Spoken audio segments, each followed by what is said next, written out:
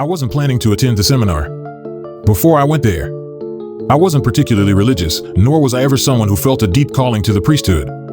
But there was something about the idea of being away from everything that had always appealed to me. Dr. Jean Ralston offered me to come, the same name that had popped up in my life years ago when I was searching for answers. I arrived at the seminary with no real expectations, just a vague sense of hope that maybe this would be the place that would help me understand the feeling I'd been carrying inside for years.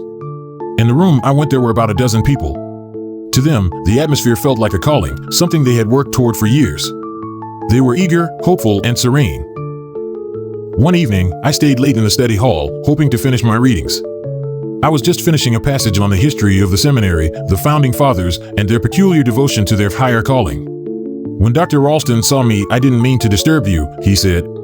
"You're up late, studying hard, I see." He looked at the pages in front of me. "I've been reading about the history of the seminary," I replied. "It's fascinating." "Yes, fascinating. Most people only see the surface. But there's more, you see. So much more. Sometimes, it's not the history you need to understand. It's what's underneath." Before I could respond, he said, "I'll let you get back to your work. You'll learn soon enough. You all will." He left, the door closing behind him. What he said stuck in my head all night. The next day, Dr. Ralston arrived late.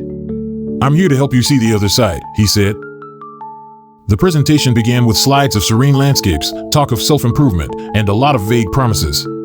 While the other members of the seminary staff exuded warmth and kindness, Dr. Ralston wasn't like other doctors I'd met.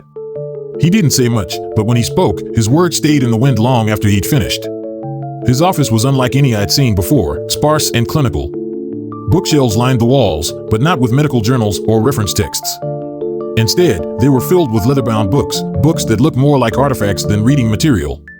I wondered how much of his expertise was in those texts. "Now," Ralston said, "we'll begin the real lesson." That's when I noticed the others in the room weren't normal. Ralston was right in front of me now, leaning down. "You're a bit late to the truth," he whispered, "but we'll make room for you." I saw another me moving independently toward the others. It joined them, joining the group. Ralston's voice echoed, "On the other side, everyone attends." Then, the floor below me began to crack, the seams of the room separated. The others came closer, their faces contorting into versions of mine.